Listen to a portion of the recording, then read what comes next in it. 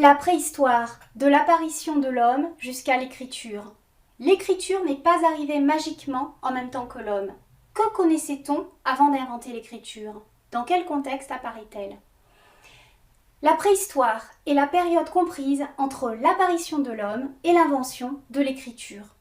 Se pose alors la problématique de la délimitation temporelle, aussi bien pour le début que pour la fin de cette période. Tout d'abord, et c'est l'élément le plus débattu, définir la période d'apparition de l'homme nécessite de définir ce qui fait l'homme. Moins contesté, mais tout de même problématique. L'écriture n'est pas apparue simultanément dans chaque civilisation. Commençons tout d'abord par la limite de fin, qui fait un relatif consensus. La préhistoire se termine avec l'écriture. La première écriture apparaît en Mésopotamie aux alentours de 3400 avant Jésus-Christ. Cependant, elle ne se développe pas partout au même moment. Il faut attendre 3 siècles pour que les Olmecs, une civilisation précolombienne, c'est-à-dire d'Amérique du Sud et centrale, inventent leur propre écriture. Il faut bien comprendre qu'il existe plusieurs foyers de développement de l'écriture et ces foyers sont indépendants les uns des autres. Comme tout ne se fait pas en même temps et que la fin de la préhistoire correspond à l'invention de l'écriture, on ne peut pas fixer de date pertinente mondialement. Par convention, on dit qu'il s'agit de l'invention de l'écriture en Mésopotamie, mais cela reste une approximation. L'apparition de l'écriture dans le monde s'étale sur une grande période, en siècles, voire millénaires, si on prend en compte les premiers essais que l'on appelle les proto-écritures. Ces ancêtres de l'écriture n'utilisent pas de grammaire et ne retransmettent pas un propos oral. Ainsi, vouloir définir une date fixe pour un événement qui n'en a pas et qui s'étale dans le temps pose le problème du choix et de sa cohérence. Le passage des proto-écritures aux écritures prend 3 millénaires, tandis que l'apparition de l'écriture s'étale sur plus de 3 siècles. La date de fin de la préhistoire, 3400 avant Jésus-Christ, est donc un choix, mais un choix qui s'explique aisément par les autres évolutions qui concordent avec l'apparition de l'écriture, c'est-à-dire, en Mésopotamie, l'invention de la roue et la domestication du cheval, des évolutions qui suivent de peu l'apparition des premières villes.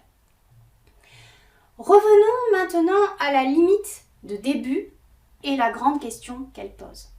Qu'est-ce que l'homme? L'homme se définit-il par l'appartenance spécifique au genre Homo et qui comprendra, entre autres, les espèces Homo habilis, Homo erectus et Homo sapiens? L'homme se définit-il par sa capacité à manier des outils? Celle de se déplacer debout, sa bipédie, celle de s'exprimer? Ou bien encore, l'homme se définit-il par sa différence biologique avec ses plus proches cousins, les chimpanzés? La question fait encore débat. Toutes les espèces du genre Homo sont des hommes. Homo signifiant homme. On considère donc qu'Homo habilis possède déjà tout ce qui fait un homme. S'il s'agit évidemment d'une condition suffisante. S'agit-il aussi d'une condition nécessaire pour être un homme? A l'inverse, notre différence biologique avec les chimpanzés est un critère obligatoire, une condition nécessaire. Les chimpanzés ne sont pas des hommes, mais est-ce suffisant pour définir l'homme? La bipédie et le langage sont des éléments constitutifs de l'homme, mais on ignore précisément le moment à partir duquel arrivent ces deux éléments majeurs de l'évolution et de la condition humaine. L'Australopithèque et Homo habilis semblent tous deux trop primitifs pour posséder à la fois un langage construit et une bipédie exclusive. Un langage construit correspond au fait de prononcer des mots articulés et non pas seulement des sons. Et ces mots sont organisés par une grammaire. Bipédie exclusive veut dire que l'on se déplace uniquement debout et jamais, même occasionnellement, à 4 pattes. À l'âge adulte évidemment. Donc, je disais que l'Australopithèque et Homo habilis semblent tous deux trop primitifs pour posséder à la fois un langage construit et une bipédie exclusive. Homo habilis est pourtant déjà considéré comme un homme. Du coup, il faut revoir à la baisse les critères de langage construit et de bipédie exclusive. Si pour définir l'homme, on se limite à une bipédie régulière, mais non exclusive, et à un proto-langage, c'est-à-dire l'utilisation de mots sans recours à une grammaire, alors l'australopithèque pourrait lui aussi remplir ces conditions, bien qu'il ne fasse pas partie du genre Homo. Manier les outils signifie non pas seulement utiliser un élément naturel, comme une pierre quand on en a besoin, mais choisir l'outil adapté à la circonstance et savoir fabriquer cet outil. Le singe utilise un galet trouvé par terre pour casser une noix.